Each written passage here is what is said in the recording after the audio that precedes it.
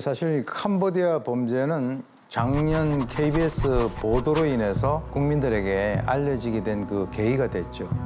KBS가 한국 언론 최초로 리딩방 사기 조직의 본부를 직접 취재했습니다. 단독 보도합니다. 자기 행각에 가담했던 한국인 조직원들은 300에서 350% 보고 있어요. 회원님도 수익 보셔야죠. KBS는 이 리딩방 사기 조직의 내부 문건도 입수했는데 중국인 총책 지시 내용부터 피해자 명단까지 조직에서 일했던 한국인들은 중국인들의 통제 속에 사실상 감금 상태였다고 합니다. 영화 같은 일이 실제로 벌어지고 있었습니다. 살면서 그렇게 맞아본 적은 제가 처음이었습니다. 누군가에게 그냥 뭐 밟히고 때리고 옆에서 전기톱 충격기를 지지고 있고.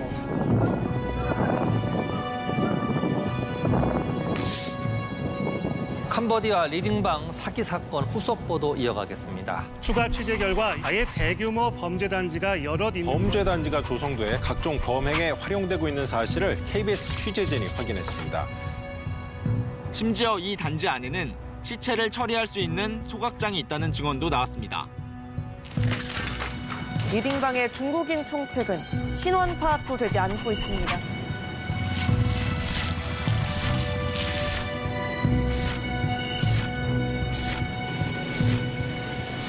지난 9월 달에 우리 대학생 사망 사건으로 인해서 다시 한번 세상이 떠들썩하게 됩니다. 20대 한국인 남성이 캄보디아 범죄 단지에서 시신으로 발견됐습니다. 고문을 받다 숨진 대학생에 대한 부검도 진행됐습니다. 도코산 지역이요? 캄보디아에 도착한 우리 정부 합동대응팀이 박모 씨의 시신 송환과 수사 공조에도 속도를 내고 있습니다.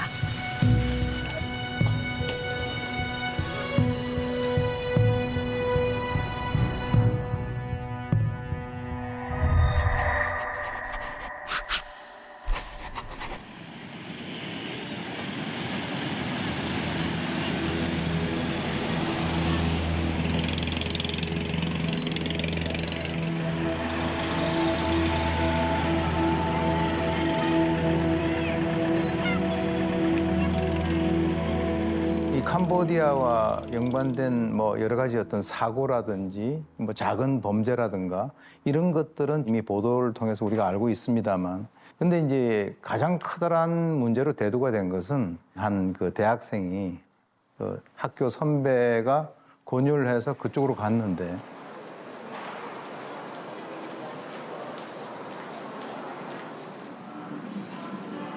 결국 이제 사망을 하고 말았고요.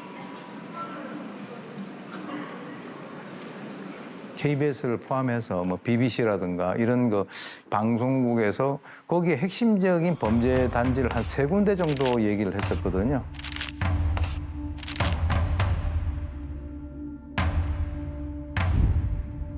근데 이번에 그 시신이 발생이 된 곳은 캄퐁베이라고 하는 한적한 휴양지였단 말이에요.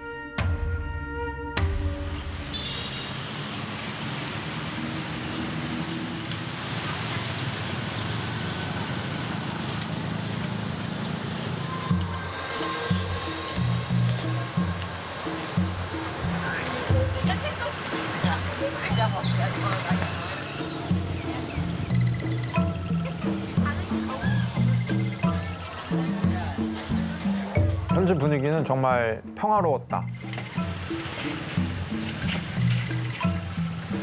실제로 가보니까 정말 평화로운 그냥 도시였고요.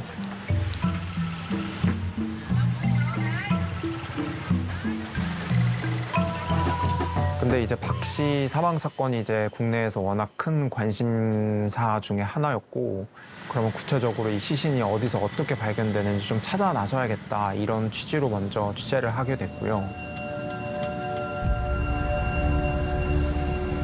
현지 한식당부터 시작해가지고 현지에 좀 오랫동안 영업했다는 가게들 다 찾아봤는데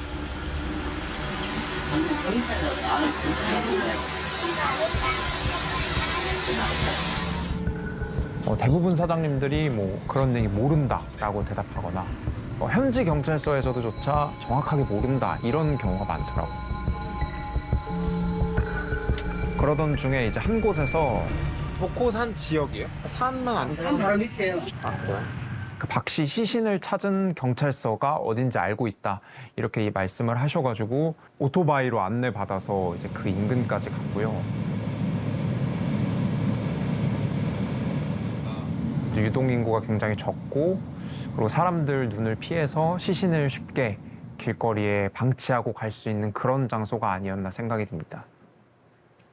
여러 경로를 통해 확인한 결과 이 박 씨가 감금돼 있던 곳이 복호산 위에 있는 범죄 단지라는 점을 알게 됐습니다.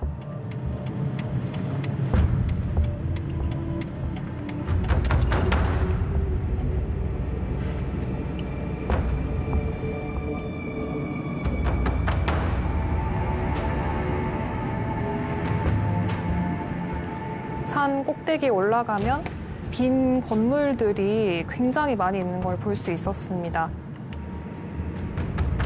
예전에 중국 자본이 많이 들어와서 그런 건물들을 많이 세웠지만 실제 이제 개발까지 이어지진 않아서 이제 빈 건물이 많이 남아있다 이런 얘기를 설명해 주셨거든요. 그래서 그 빈 건물들의 일부 단지에는 이제 중국 조직이 들어와서 범죄 단지를 꾸린 것으로 추정이 되는 그런 상황입니다. 복호산 위에 총 5개의 단지가 있다는 점을 확인을 했고요. 그중에 2곳은 저희가 구체적으로 위치를 확인을 해서 이제 취재를 하게 됐습니다.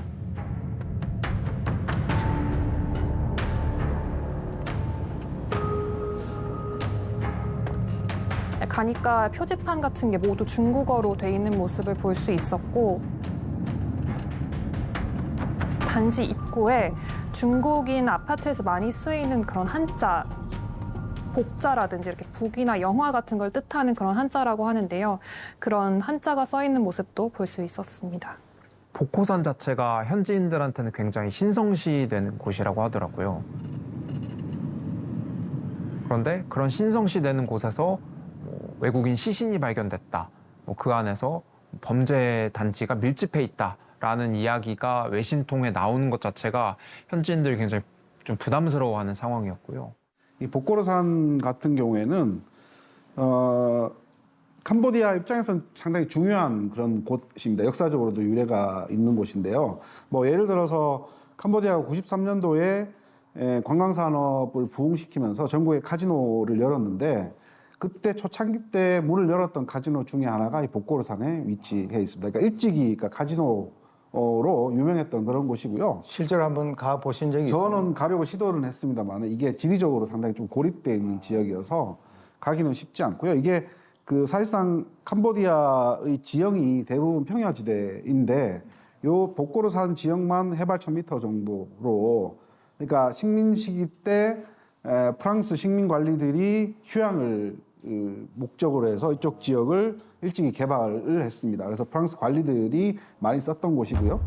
그리고 내전이 있을 당시에 은신처를 사용했던 다양한 용도로 많이 썼던 곳인데 지리적으로 상당히 많이 고립되어 있는 곳이고 태자단지라든가 망고단지라든가 근데 여기가 이제 많은 감시와 그런 것들이 있다 보니까 은밀한 지역으로 이제 가서 사람을 살해하고 은신하는 그런 측면에서 보면 휴양지 입장에서는 오히려 그 경찰들의 순찰이라든가 감시가 오히려 좀 덜하기 때문에 그런 점을 노리지 않았나 이런 생각도 좀 듭니다.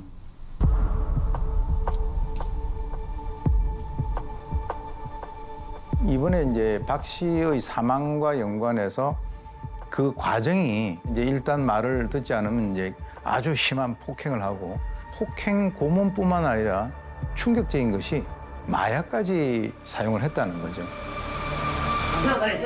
더 세기 알아 더 참지 못할 때까지 봐라 하면서 더 알아 쭉 빨리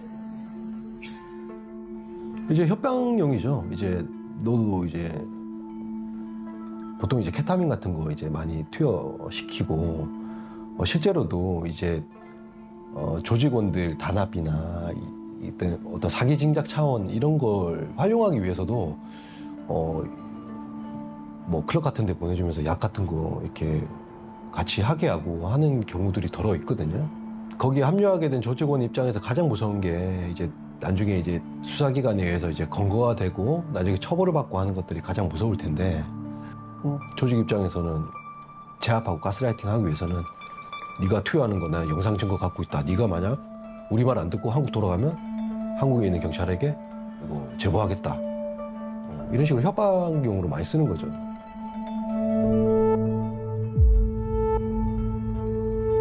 들어올 때는 마음대로 쉽게 들어왔지만 나갈 때는 쉽게 못 나간다. 이런 범죄의 습성을 이용한 것 같고요. 동남아시아 일대에 합성 마약이라든가 이런 싸게 마약을 또 만들 수가 있기 때문에 마약을 주면은 이제 중독성이 강하기 때문에 순응할 수밖에 없는 그런 구조를 간파한 것이죠. 지금 이번에 사망을 한 학생 같은 경우도 사실 주위에 있는 자기 선배들의 권유를 받아서 이제 갔다 이렇게 이제 알려져 있거든요. 예를 들어서 대학생인데 너가 가지고 있는 쓰지 않는 통장 한두 개만 캄보디아로 갖다 주면 되고 그리고 비행기표 이런 것도 다 제공해 줄 것이며 와서 1, 2주 정도 놀다가 가라 라고 하면 기가 쏠깃하다는 거죠.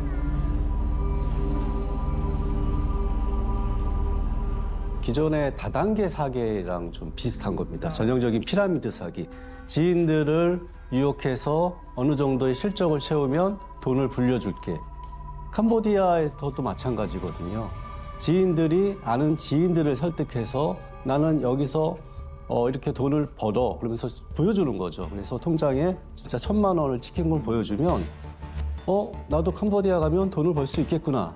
그러니까 이게 좀 불법적인 것 같긴 하지만 그래도 저 사람은 그래도 통장에 저렇게 찍히니까 나도 한번 가야 되겠다라고 하는 그런 생각을 그 정도의 연령에 있는 또 돈이 좀 궁한 이런 사람들의 입장에서는 충분히 그 유혹에 빠질 수 있는 그런 가능성이 있다라고 봅니다.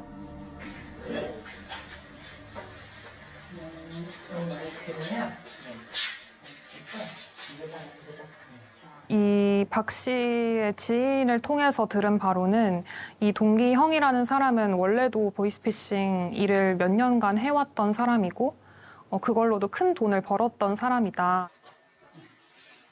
형이 불법적인 일을 하는데 범죄 수익금이 어마어마하다는 거를 들었어요. 그런 얘기를 들은 형이 불법적인 일이지만 수익금을 위해서 일을 동참을 하게 됐어요. 형이 통장을 넘겼죠. 형이 통장을 이제 모집한 거였죠. 계좌를 잠깐 쓰게 해주면은 뭐 얼마 주겠다. 뭐 처음에 이렇게 접근했다가 이제 그런 피싱 피해금이 꽂히면은 자기네들이 추금을 하는 거죠. 그럼 이제 소위 말해서 이게 띵동, 핑퐁 내지는 먹튀했다고 이렇게 하는데. 근데 그 과정에서 이제 박 씨의 통장이 보이스피싱 돈이 들어오면서 통장이 묶이게 되는 일이 발생을 하는데 동기 형이 그 이후로 박 씨를 캄보디아로 네가 가서 해결해라 이렇게 말을 한 것으로 저희는 취재를 했습니다. 팀장 소속에서 저랑 같이 거기서 짜고 여기 와서 작업을 하던 도중 저 통장 작업하는데 거기도 같이 맡겼고 팀장님 하라는 대로 와서 돈 들고 달려 했었습니다. 그리고 20분 이상 민준이가 같이 도와주게 들어왔나? 예, 맞습니다. 팀장도 같이 들어오고 형이 연락이 와서 죽었다 하면서 얘기를 하는 거예요. 근데 형이 캄보디아 가면 죽을 걸 알고 있었다라고 얘기를 했었어요. 또 한국의 범죄 조직과도 관련성을 저는 좀 의심을 해볼 수밖에 없을 것 같아요. 한국 사람을 대상으로 하는 이 사기 범죄는 언어적인 측면에서는 무조건 한국어로 접근을 해야 되는 거죠. 그렇다면 그것이 뭐 이 어눌한 조선족 말투이건 아니건 간에 일단 무조건 한국 사람이 가운데 껴야 돼요. 네. 의원님 잘 지내셨어요? 분명히 한국 범죄 조직이 거기에 가담하고 있다라고 하는 사실은 거의 분명하다. 조직폭력배들은 이제 광범위하게 관여가 돼 있고요, 사실은. 어느 조직이든 마찬가지잖아요. 처음에 이제 말단으로 들어가서 경력 쌓고, 실력 쌓고, 이렇게 해서 나중에 관리자도 하고, 결국에 뭐 나중에 조직도 운영을 하게 되고, 상당히 많은 조직폭력배들이 캄보디아에서 이 스캔 범행에 직간접적으로 영향을 미치고, 때로는 조직을 운영하기도 합니다. 저희가 3월에 이 제보를 받자마자 바로 경찰에 자료를 넘기고 함께 추적을 했는데요. 로맨스 스캠 범죄를 하는 조직이었고요. 1차 챕터가 있고 그 다음에 이제 로맨스 킬러가 있고요. 그 다음에 총책이 있습니다. 로맨스 킬러들은 여자인 척 통화하고 채팅하고 이런 애들이죠. 그러면 그 총책에 대해서 아시는 정보들이 좀 있으실지. 그 깡패에서 말하는 거죠. 로맨스 스캠 하는 거 보고서 자기들 이제 배워갖고 캄보디아로 넘어간 거죠. 이 한국인 총책이 그 국내에서 조폭으로 생활을 하다가 캄보디아로 넘어가서 이제 중국인 동업자에게 좀 자금을 투자받아서 그 돈으로 그 조직을 좀 시작하게 됐던. 우리가 흔히 대륙 동남아라고 부르는 지역에 5개 나라가 있는데 이 5개 나라를 모두 다 합쳐서 카지노의 수를 치게 되면 캄보디아가 압도적으로 많습니다.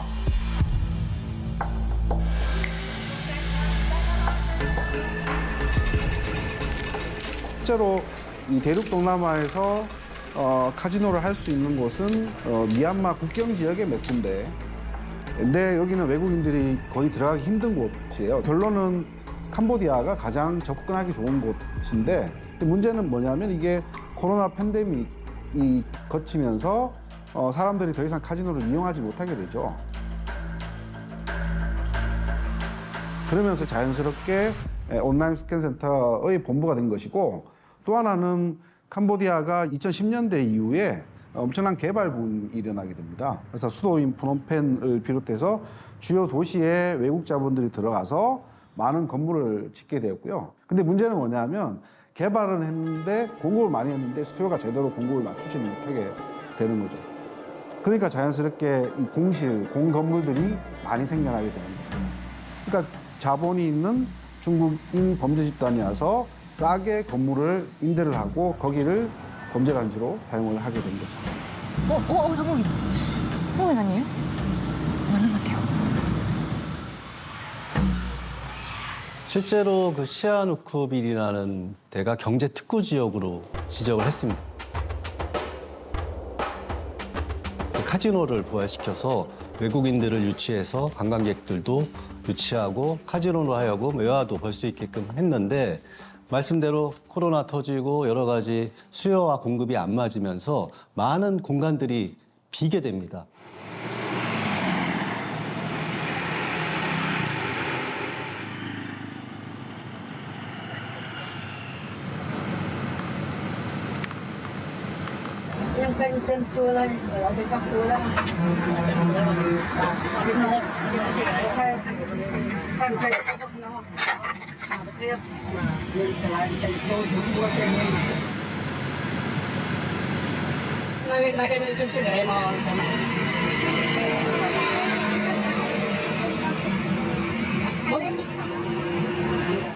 인근에 점포 같은 게 좀 있고, 그리고 그 앞으로 가보니까 굉장히 높은 철문이 설치가 돼 있어서 저희가 안을 절대 들여다볼 수 없게끔 그렇게 막혀 있었고, 스캠 조직이 사용하던 사무실 건물입니다. 밖에서 안쪽을 볼 수 없게 높은 철문으로 둘러싸여 있습니다.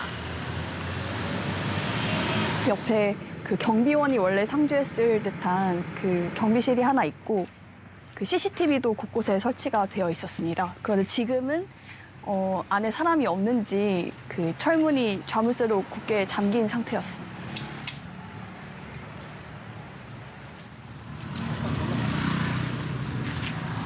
각 wen치마다 특성이 조금 있지만은 뭐 공통적인 거는 교도소 같아요. 높은 담벼락이 있어서 쉽게 도망을 못 가게 한다든지, 보통 이제 검문소가 설치가 돼 있어요. 그래서 이제 가드들, 그러니까 경비들이 이제 출입을 통제하는 구조로 가지고 있고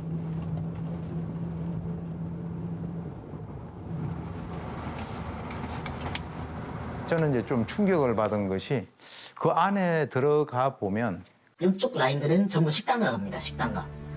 안에 식당도 있고 노래방도 있고 뭐 마트도 있고 그리고 저쪽에 병원이 있고 이발소도 있었습니다.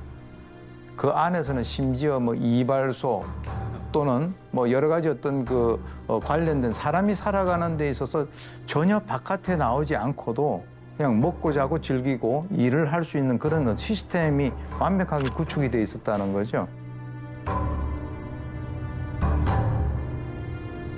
야, 이거는 우리가 지금까지 생각을 했었던 단순히 어떤 그 작은 어떤 범죄 조직에 의해서 하는 것이 아니라 거대한 자본이 투입이 되고 그리고 그쪽 해당 국가에 있어서의 그 어떤 공적 기관들과의 어떤 결탁 그리고 그쪽 정부에서 강하게 뒷배를 봐주는 사실 그쪽에 있는 뭐 수사기관 뭐 경찰이라든가 이런 쪽에서는 오히려 협조를 해주지 않았는가라고 하는 그런 의심까지 든다는 거죠. 천주 회장의 사례는 캄보디아 정부와 재계, 그러니까 정재계의 유착을 확실하게 보여주는 것이고, 그리고 캄보디아가 왜 이 범죄자들의 온상이 되고 있는지를 상징적으로 보여주는 사례라고 볼 수가 있는데요. 천주 이제 프린스 그룹에 대해서 이제 현지에서 알고 있는 정보들은 뭐 주요 범죄 단지를 좀 만들고 운영한 기업이다 이렇게 많이 알려져 있더라고요. 그런데 저는 좀 의아했던 게 국내에서 일반적으로 어떤 사람들이 알만한 그런 기업이 범죄 단지를 운영하고 범죄에 영향을 미치고 있다라고 하면 수사 대상이 되기 마련이잖아요. 그런데 이 프린스 그룹 같은 경우에는 현지에서 오히려 뭐 굉장히 국가에 기여하는 그룹, 뭐 큰 경제적 이득을 가져다주는 회사 이렇게만 알려져 있더라고요. 천주 회장은 중국의 복건성 출신, 그러니까 푸젠성 출신인데 이 사람이 캄보디아에 20대 초반에 이렇게 넘어오거든요. 나중에 이제 귀화를 하게 되는데, 근데 이게 넘어왔을 때 부동산을 개발하기 위해서 넘어왔다라고 하지만 실제로는 중국에서 범죄를 저질렀을 가능성이 상당히 큽니다. 그러니까 이미 온라인 도박으로 인해서 수배가 됐을 가능성이 크고요. 근데 캄보디아는 분명히 그 사실을 알았겠죠. 충분히 알았겠죠. 근데 이 사람을 보호해주고 심지어 귀화까지 시켜줬으니까.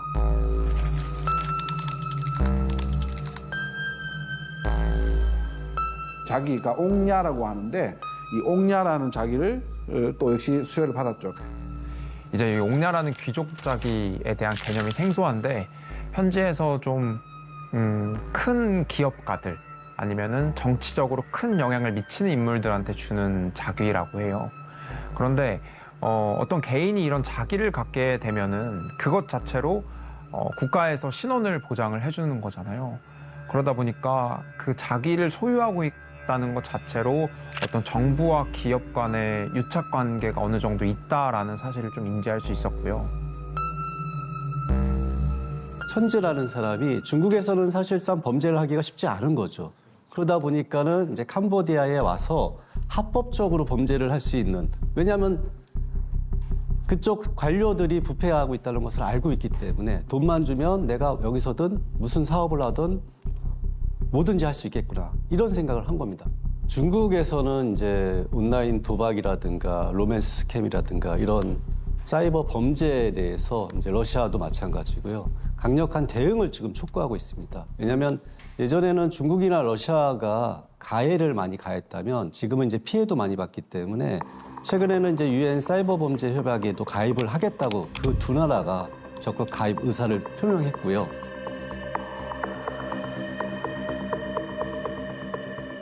근데 문제는 뭐냐면 이런 문제들을 그 옆에 있는 태국이나 베트남, 우리나라도 마찬가지로 다 알지만 그 문제를 제기하게 되면 내정 간섭이라는 명분이 생긴다라는 것이죠. 그래서 쉽게 접근할 수 없는 것이고 그런 문제가 생기게 되면 형사사법에 있어서 공조 절차를 추구하는 것도 좀 더 힘들지 않을까.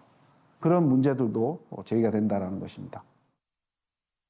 국제 공조는 뭐 외교와도 같은 느낌이 좀 있어요.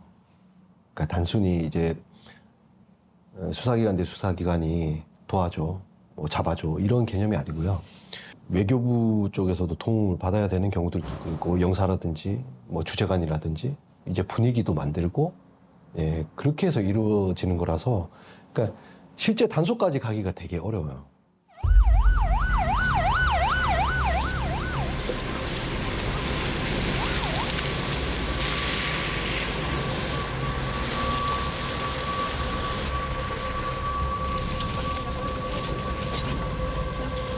캄보디아 수사와 관련돼서 우리 정부가 발빠르게 움직입니다.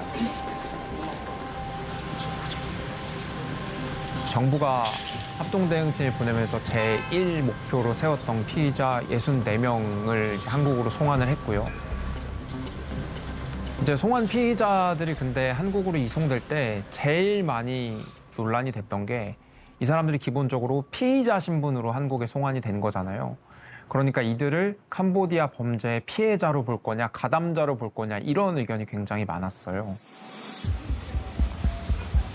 지금 이번에 구속을 뭐 40여 명 이상 시켰지 않습니까?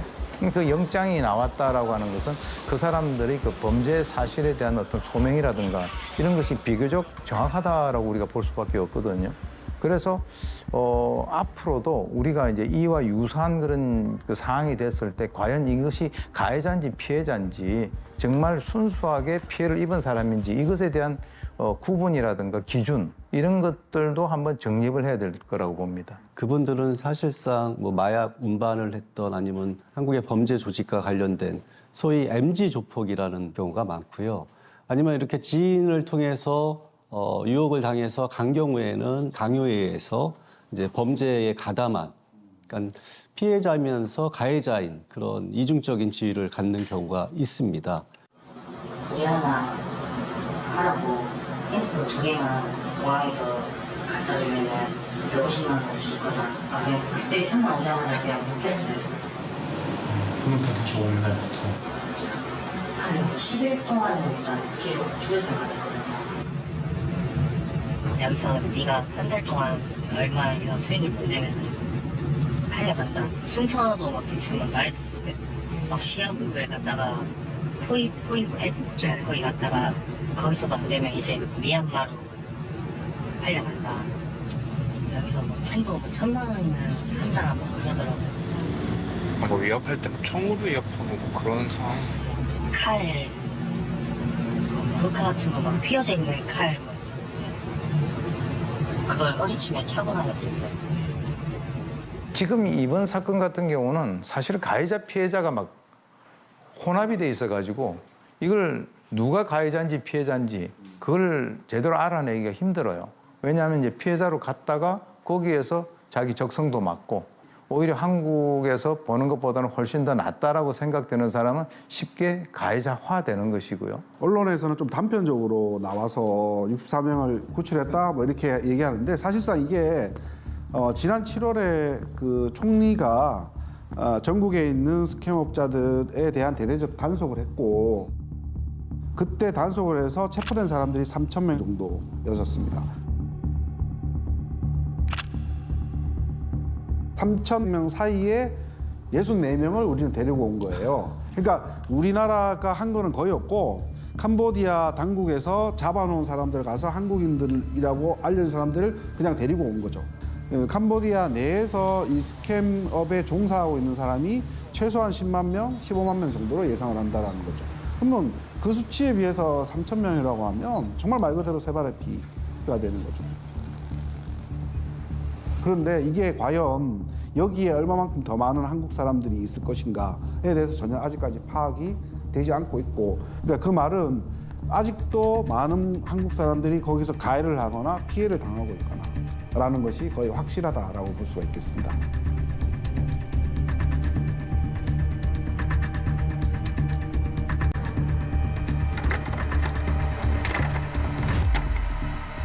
귀국하지 않겠다라고 하는 사람들도 있고요. 한국에 왔다가 다시 또 그쪽으로 돌아가는 사람들도 있거든요. 한국 가라니까 뭐 한국 가기 싫고 일하러 와서 뭐 하겠어요. 그래. 임금비 싸제 할 게 없으니까 그냥 돈 벌기 쉬우니까 또 돈 없으면 또 와서 또 이제 전화하고 또 돈 벌고 뭐 이런 식으로 그게 일상이 되니까. 회원님 어떻게 좀 잘 지내셨어요? 우리 언론에서 이 캄보디아 이슈를 매일매일 다루고 정부 당국자들도 다 캄보디아에 와서 이 범죄단지 이슈를 대응하고 있던 때였는데 그 와중에도 이 보이스피싱 일을 하려고 캄보디아에 출국하려다 이제 경찰에 제지당한 그런 청년들이 나오더라고요. 이것은 일종의 그 피해자가 가해자로 변질되어가는 그 과정상에 있다. 첫째는 본인이 이제 그쪽에 가서 경험이 있잖아요. 경험이 있기 때문에 나는 이번에 한 번 더 가면 좀 잘할 수 있을 것 같아. 실제로 내 주위에 보게 되면 그렇게 해서 돈을 번 사람들도 있지 않느냐라고 하는 그런 이제 생각. 그래서 이제 아예 그쪽에서 오지 않겠다라고 하는 사람은 혹시 내가 여기서 한 여러 가지 어떤 행동들이 한국으로 돌아가게 된다면 그것에 대한 어떤 사법적인 책임을 내가 져야 되지 않느냐라고 하는 그런 생각도 있을 수가 있고요. 또 그쪽 생활에 나름대로 적응을 했기 때문에 내가 지금 한국에 다시 돌아가서 그럼 뭘 할 수 있을까? 이미 어떻게 보면은 그쪽에서 단물 맛을 좀 일부 본 사람들이라는 거죠. 그 가장 근본적인 문제는 돈이라고 봅니다.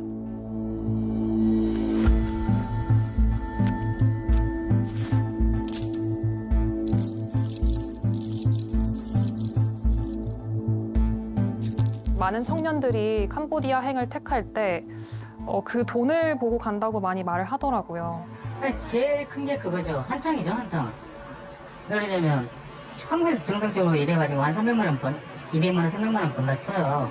정상적으로 공장에서 일한다 쳐가지고. 근데 여기서는 앉아가지고 말 몇 마디 해가지고 1,000만 원, 2,000만 원 벌 수 있겠다 생각하니까 그렇게 오는 거죠. 큰 돈 뭐 한 달 땡기면 벌 수 있다 이렇게 듣고 가는데 어떤 이 범죄에 본인이 노출될 수 있다는 생각까지는 안 하는 것 같아요. 아무리 언론에서 보도를 해도 이게 내일은 아닐 것이다. 좀 이런 생각을 갖고 캄보디아행을 택하는 것 같습니다. 금전이라든가 이런 것이 보장이 되지 않는다라고 한다면 굳이 거기를 남아 있으려고 한다든지 또는 한국까지 왔는데 다시 거기를 가려고 한다든지 그 가장 핵심적인 그 행동 동기부여를 하는 요소는 금전이다. 전적으로 저도 동감을 합니다. 그리고 또 하나 상당히 주목해야 될 점이 우리 이번에 그 범죄자로 송환된 사람들도 그렇고 체포된 사람들의 연령을 보면 대다수가 20, 30대가 우리가 소위 말하는 그 MZ세대들이거든요. 그러면 이 사람들이 왜 범죄에 가담하게 되었느냐라는 것은 일단 MZ세대만 갖고 있는 특성이 있겠죠.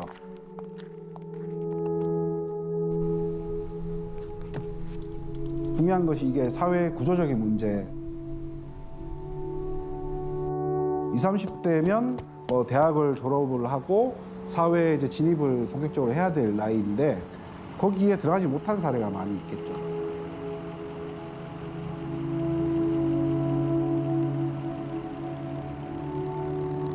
기성세대로 편입을 하기 위한 장벽이 상당히 높거나 스스로 포기한다거나 라고 해서 다른 방식으로 해서 그것이 합법이든 불법이든 상관없이 그러니까 대안을 선택을 한다는 그렇죠. 거죠. 대안으로서 돈을 벌 수 있는 대안. 그게 나중에는 엄청난 죄를 짓는 거다라고 하지만 이미 그때는 늦은 것이고요. 네, 우리 사회가 안고 있는 청년 실업 문제를 정부 차원에서 어떻게 극복하느냐가 문제일 것 같고요. 실제로 지금 MZ 세대들이 갖고 있는 고민 중에 하나가 나는 월급을 벌어서 대한민국에서 과연 집을 살 수 있을까? 이런 우려가 많다고 합니다.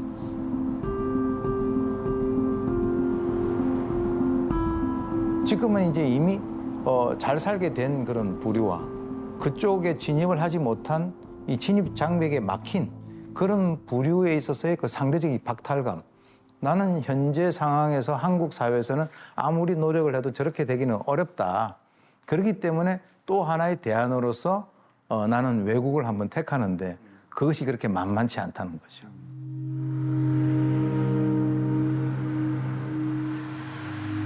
그 이번에 탈출을 한 그런 사람들이 그 주 캄보디아 한국 대사관에서 받았던 그런 얘기들이 사람들이 입에서 입으로 전해지고 있지 않습니까? 저희 촬영 기자들이 그 대사관 앞에 어떤 젊은 남성이 서 있는 모습을 발견을 했는데요. 방금 범죄단지에서 도망쳐 나온 사람인데 여권이 없다는 이유로 지금 대사관에 못 들어가고 있다라고 저희에게 설명을 해서 그렇게 좀 우연한 기회로 그 남성을 만나게 됐습니다. 네, 지금 옆에 계세요.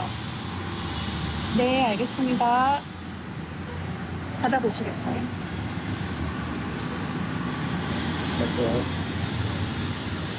급박하게 탈출을 했잖아요. 그러면은 여권을 챙기기는커녕 휴대폰도 못 챙겼을 거고 맨발로 이렇게 나왔을 텐데 그걸 가지고 외교부에 요청을 했더니 여권을 갖고 와라, 수사기관을 통해서 신고를 해라.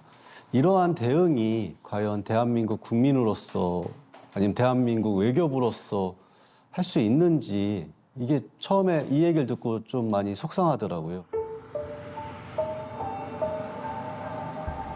당시 이 상황에 대해서 이제 저희 보도가 나간 뒤에 외교부에서 굉장히 이례적이고 단편적인 일이다 이렇게 반박문을 냈는데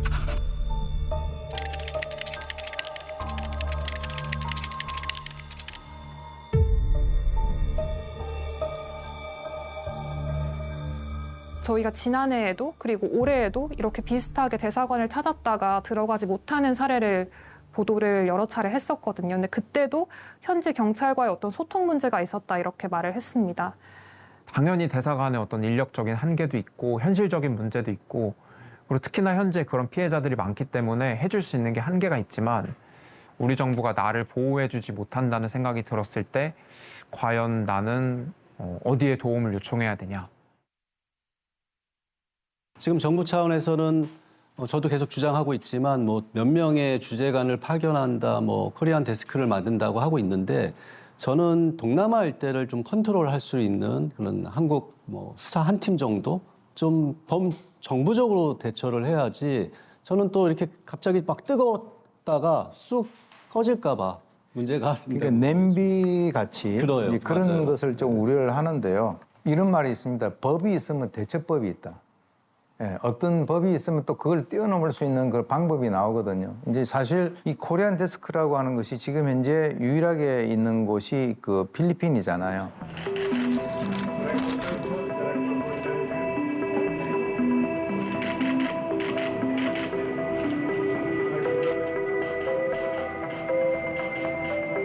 필리핀 같은 경우는 하도 이제 한국 사람들을 대상으로 해서 그 범죄 피해가 심각하게 발생이 되다 보니까 한국 정부의 입장에서는 궁여지책이죠.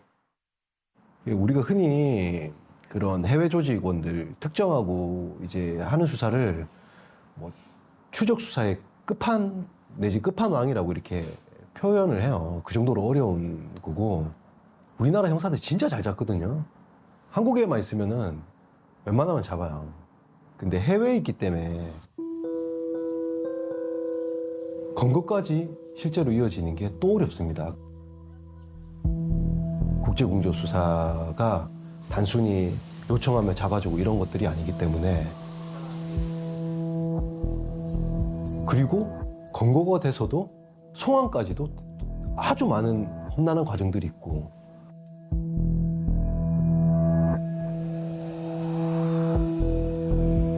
우리나라는 지금 사이버 공간의 인프라는 굉장히 뛰어난데 거기에 대처할 만한 수사 기법이 전혀 지금 마련되어 있지 않기 때문에 조속히 좀 마련해서 가할 필요가 있다. 실제로 이제 영국이나 미국 같은 경우에도 캄보디아 사건을 보고서 정보기관들이 조속히 파악해가지고 ODA를 제한한다거나 아니면 가상자선을 동결시킨다거나 이런 것들을 하고 있거든요. 계속적인 압박을 하고 있어요. 인터폴을 통해서라도. 일단 캄보디아라는 국가는 이 관광업이 상당히 중요한 부분을 차지를 하고 있는데 그와 함께 외국으로부터 들어오는 ODA가 국가 수입에 상당히 중요합니다. 공적 개발 원조가 캄보디아의 경제를 지탱하는 데서 상당히 핵심적인. 우리나라도 좀 많이 우리나라도 상당히 많이 지원을 하죠. 그러니까 캄보디아가 그 수혜하는 ODA의 한 10에서 15%를 우리나라가 공여를 하고 있습니다. 그 정도로 하고 있는데 문제는 뭐냐면 이런 인신매매나 온라인 스캠, 그러니까 각종 범죄들이 캄보디아 내에서 계속 발생을 하게 되면 ODA를 지원하는 국가가 이 캄보디아에 대해서 다시 한번 재고를 할 수 있다는 것이죠.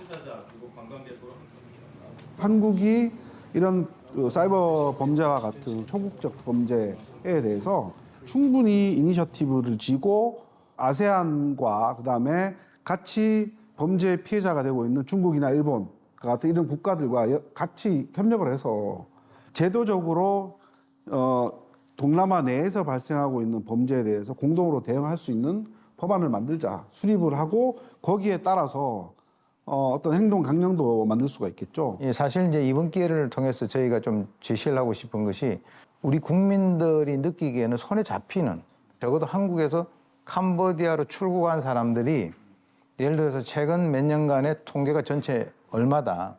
근데 이제 그 중에서 돌아오지 않은 사람들이 얼만데 이 사람들을 전수조사해서 가족들에게 전부 연락을 했을 때 실종됐다라고 하면 이건 실종으로 우리가 처리를 해서 이렇게 분위기상 확 떴다가 가라앉는 것이 아니라 뭔가 물밑에서 계속적으로 작업을 하고 있구나라고 하는 그런 어떤 그 움직임을 우리 국민들에게 줘야만 국민들이 신뢰를 할 수 있다는 거죠.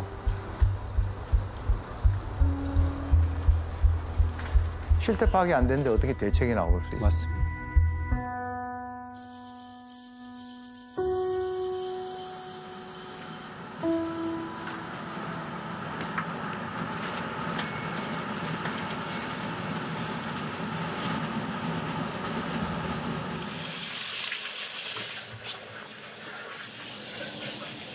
안양교도소 뭐 누구 직원이라 하고서 명함과 함께 문자 메시지로 무슨 행사가 있어서 떡이 필요하다. 거의 이제 공공기관에서는 그런 식으로 하니까 그렇구나 하고서 이제 주문을 진행하게 됐습니다.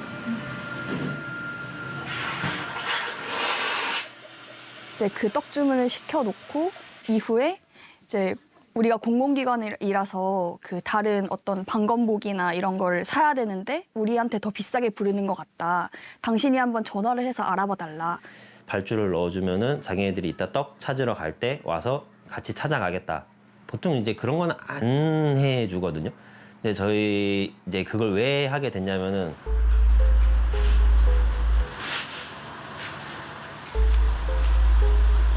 혹시나 이 60만 원어치 주문을 취소할까 봐 그리고 이미 떡을 다 만들어 놨는데 이걸 버리게 되면 어쩌지라는 생각으로 그거를 그럼 우리가 대신 구매해 주겠다 한 거죠. 910만 원?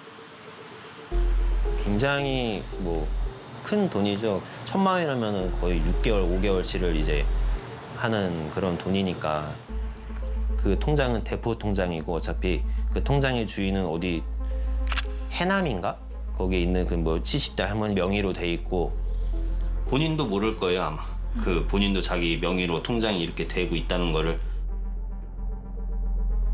이 문제가 정말 심각하구나. 피해 사례를 찾아보니까 동일한 그런 케이스로 정말 많은 거예요. 그때서야 찾아보니까. 사실 한 명을 뭐 칼로 안 찔렀다 뿐이지 죽인 거랑 똑같다고 생각을 하기 때문에 뭐 화나고 뭐 억울하고 뭐 별의별 감정이 다 들었는데 그런 처벌이나 실질적으로 바뀔 수 있는 행정적인 그런 면이나 그런 거에 좀 개선이 있었으면 좋겠다 이런 마음이 크죠. 캄보디아에서 걸려온 전화 한 통이 이 가족의 어떤 생계 수단을 송두리째 앗아가 버리는 그런 상황이 올 수도 있는 거잖아요. 지난해부터 우리가 태자단지가 이게 문제가 있는 곳이고 어떤 범죄를 행하는 그런 조직이다라고 보도를 했는데 왜 이렇게 오래 그들이 다 떠날 때까지 그 단속이 안 됐나.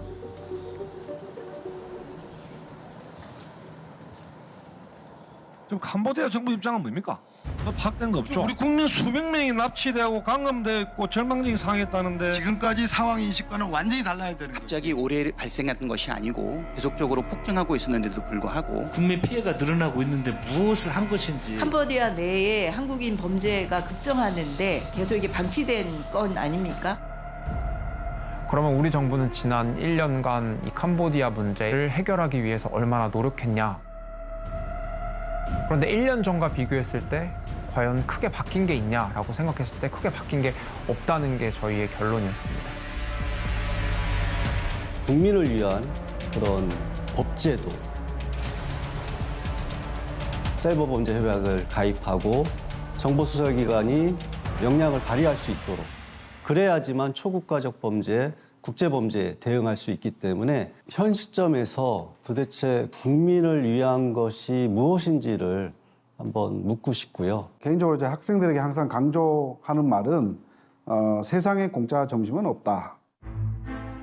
갔다 와서 많이 느꼈죠. 아, 세상에 공짜는 없구나.